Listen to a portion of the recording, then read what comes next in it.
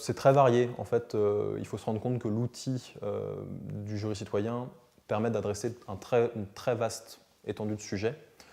Ça peut aller d'un enjeu comme la fin de vie, donc ce qu'on a eu en France en 2013, ou quelque chose donc là, qui peut avoir un aspect plus émotionnel et sociétal, ou quelque chose de très technique, comme la nanotechnologie, où le public, pour le coup, ne sait des fois même pas ce que c'est avant de commencer la délibération. C'est vraiment très large. Je ne pense pas qu'il y ait nécessairement besoin d'avoir de restrictions à ce niveau-là. On a des panels de citoyens qui délibèrent sur le changement climatique à l'échelle globale lors des COP 21.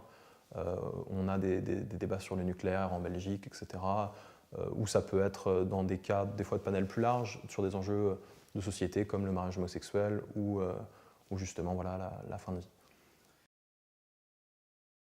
Ce qui est intéressant, c'est qu'on voit que ce dispositif, et on a un cas récent cette année en Australie de jury citoyen sur la question du nucléaire qui a été posée, où en fait la réponse qu'a donnée le jury citoyen n'était vraiment pas celle qui avait été souhaitée par le gouvernement, qui, quand il avait convoqué le jury citoyen, s'attendait à une réponse positive et à une réponse totalement négative, même plus encore que ce qu'il aurait pu croire, parce que ce qu'on reproche souvent à ces dispositifs, c'est qu'on a des réponses un peu mi-tièdes, mi-froides, plutôt modérées, avec aucun choix clair de « il ne faut jamais, à aucun prix », ou alors… donc ça, c'est une critique qu'on fait, mais en fait, on se rend compte que c'est quand même plutôt des décisions courageuses et plutôt des décisions des fois plus intéressantes et justement plus audacieuses que fait la classe politique. Après, c'est vrai que dans le cadre des questions structurelles, c'est rare en fait qu'on donne une question qui va… c'est pas un programme politique qu'on demande aux juristes de rédiger.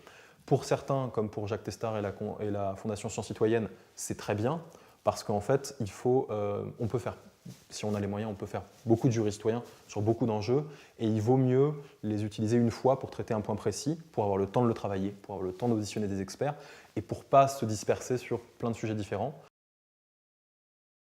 Les institutions vont tenir compte de l'avis d'un jury citoyen de façon très variable. Ça va dépendre.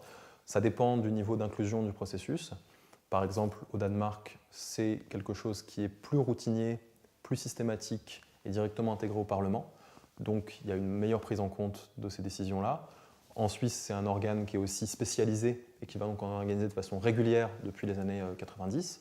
Mais des fois, c'est vraiment ça peut être très ponctuel et très ad hoc. Et à ce moment-là, ça va être variable. Le fait est qu'à l'heure actuelle, les jurys citoyens, comme d'ailleurs l'essentiel des dispositifs participatifs et délibératifs qu'on peut observer dans le monde, ne tranchent pas la décision finale. Ils rendent un avis. Donc c'est pour ça que certains spécialistes décident de ne pas parler de délibération les concernant, mais de démocratie délibérative, parce que la délibération, pour eux, ça inclut le fait que l'avis final est tranché, alors que les jurys ou les autres dispositifs délibératifs, comme les conventions citoyens ou les sondages délibératifs, vont rendre un avis à la personne, au pouvoir public, au Parlement, à la collectivité locale qui a fait la commande, et ensuite c'est à cet organe-là de décider ce qui fait de l'avis. Alors la question de l'utilisation de ces jurys, à nouveau c'est très flexible, il y a plein d'idées qui peuvent émerger là-dessus. Moi je dégage dans mes travaux de recherche 6 grands thèmes d'activité, on va dire, 6 grandes missions qui peuvent être confiées à des dispositifs délibératifs de citoyens tirés au sort. Après, le nom, peu importe comment est-ce qu'on les appelle.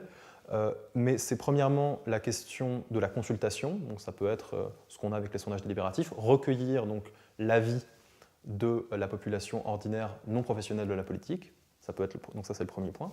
Le deuxième point, ce serait quelque chose qui serait de l'ordre de la production d'informations. Et on a par exemple un cas d'assemblées citoyennes tirées au sort en Oregon, aux États-Unis, où le but des tirés au sort n'est pas de rendre une décision, mais de produire un document dans le cadre de votations référendaires qui va servir à informer la population sur l'enjeu. Parce que souvent, c'est le problème notamment en Suisse, où il y a beaucoup de référendums, où des gens qui sont d'un côté ou de l'autre du référendum estiment que l'information qui est donnée au public est biaisée, et que donc ils ne peuvent pas voter en étant bien informés. Donc là, ça peut être donc production d'informations. Une autre option serait le contrôle.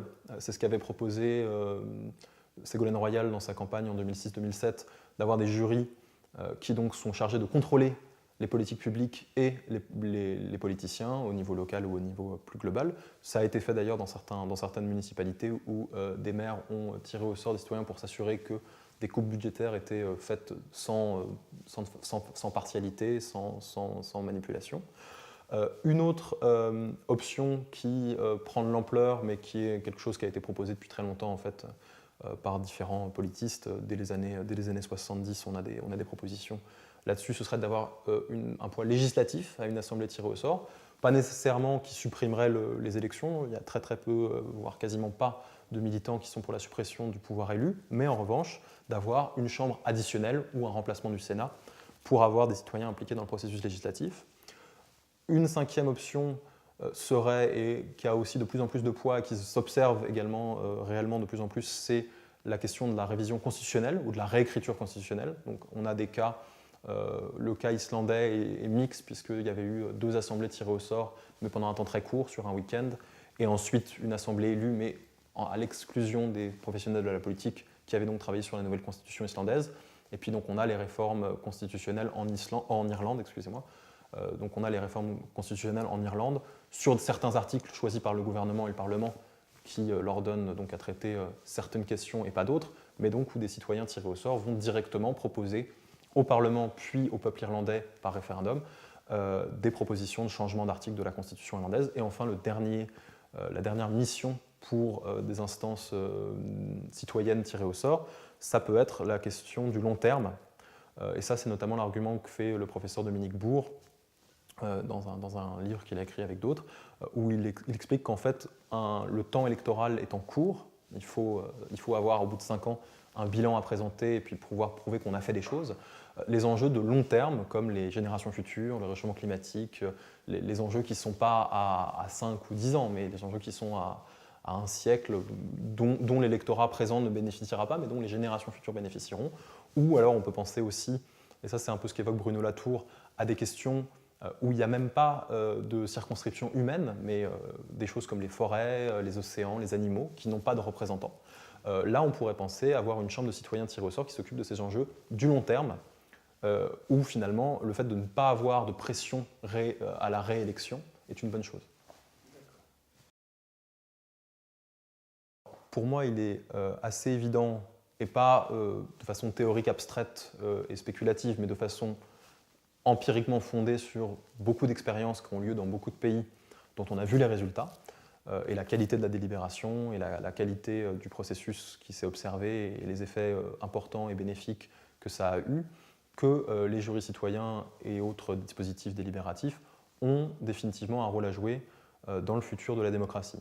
Après, je pense qu'il ne faut pas non plus s'enthousiasmer à l'excès en disant que c'est la solution miracle et l'unique et que ça suffirait en soi. Pour moi, c'est une condition nécessaire au renouvellement de la démocratie au XXIe siècle. Ça ne peut pas être une condition suffisante. C'est vraiment quelque chose qui est en croissance constante, et aussi bien en termes d'importance qu'en termes de nombre, qu'en termes de pays. On a même des jurys citoyens sur des questions budgétaires dans des localités en Chine. L'avantage important que permet un jury citoyen, c'est d'avoir un panel diversifié de personnes qui ont du temps. En fait, la phrase que utilise James Fishkin, et avant lui, l'idée qu'exprimait Robert Alan Dahl pour défendre l'idée de mini-public, c'était de dire le mini-public reflète l'opinion de la population dans son ensemble si elle avait eu le temps de réfléchir et de s'informer et de débattre sur la question qu'on lui pose. Ils sont donc dans un bon cadre. On s'assure en règle générale qu'ils ne sont pas trustés par des lobbies ou des groupes de pression. Des modérateurs vont s'assurer qu'il n'y a pas la plus grande gueule du groupe qui va intimider les autres et puis monopoliser la parole. On essaye de faire circuler, de faire parler les femmes qui parlent souvent moins que les hommes, ou les gens qui sont déclassés socialement, qui ont souvent un sentiment d'illégitimité qui les empêche, souvent d'ailleurs, d'aller voter. Et donc là, on fait en sorte de s'assurer qu'ils ont voix au chapitre. Et donc à la fin, on leur donne des bonnes conditions pour rédiger un avis. Vous avez l'occasion d'exprimer vos idées à vous, et éventuellement d'ailleurs, ce qui arrive parfois, et même plus souvent qu'on peut le croire, de dire la question qu'on nous a posée, elle n'est pas bien formulée. Elle part de prémices qui sont fausses, et donc vous avez la capacité de vous exprimer beaucoup plus. Ça vous donne la capacité vraiment de dire ce que vous pensez et pas juste d'approuver ou de refuser quelque chose qui est déjà préparé par quelqu'un d'autre. Et à la fin, et ça c'est absolument fondamental, de ne pas dire oui ou non, X, partie X ou partie Y, mais de dire nous pensons que. Nous avons un avis et nous rédigeons un avis qui va ensuite être transmis soit au Parlement, soit au corps des citoyens par référendum, de ce que pensent ces gens-là. Et finalement, ce que pensent ces gens-là, c'est ce que penserait la population générale si elle avait le temps et les bonnes conditions pour réfléchir et pour délibérer. À l'heure actuelle, la crise de confiance, c'est la crise de légitimité que les institutions classiques du gouvernement représentatif, qui est quelque chose que nous ont légué les révolutions françaises et américaines, qui à la base d'ailleurs ne sont pas des révolutions démocratiques du tout, mais sont des révolutions pour une aristocratie élue et non plus une aristocratie désignée par la naissance. Eh bien, ce système, ces institutions anciennes du gouvernement représentatif qui datent donc du XVIIIe siècle, la crise est patente. Je veux dire, à l'heure actuelle, les hommes politiciens, c'est la profession qui suscite le plus fort indice de défiance de la part des citoyens, et les partis politiques sont les institutions qui elles-mêmes suscitent le plus fort indice de défiance devant les banques et les compagnies d'assurance.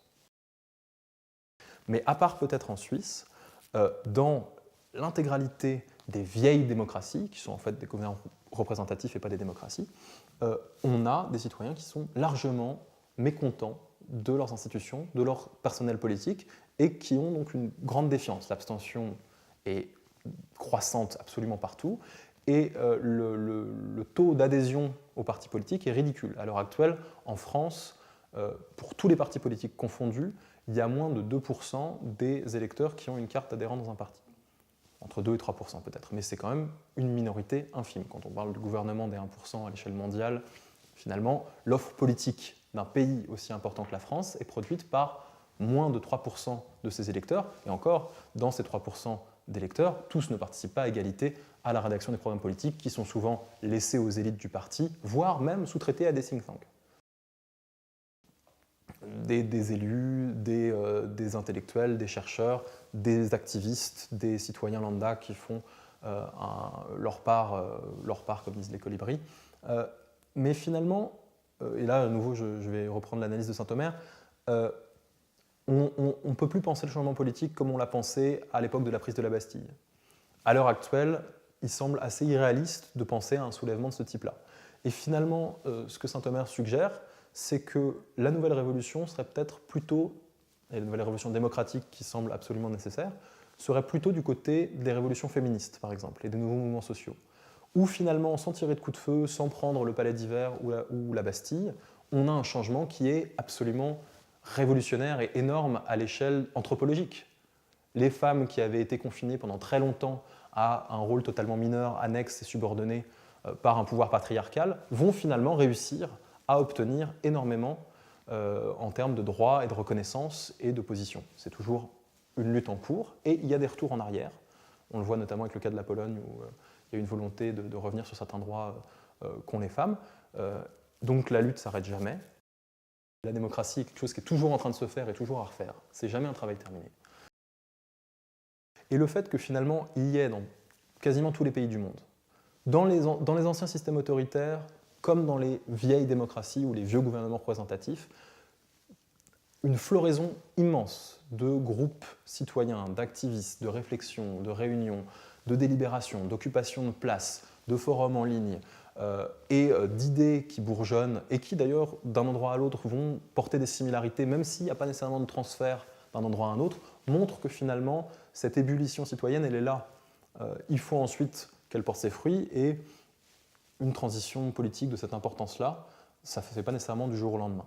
Mais ça ne veut pas dire que parce qu'un mouvement, et par exemple Nuit debout, Occupy Wall Street, ne va pas immédiatement, dans l'année qui suit, ou dans le mois, ou dans la semaine qui suit, avoir des impacts politiques tout de suite tangibles et observables, qu'elle n'a pas un impact sur le long terme. Des fois, il faut du temps pour qu'un arbre pousse, et c'est à mon avis ce qui se passe avec le bouillonnement citoyen autour de l'expérimentation démocratique.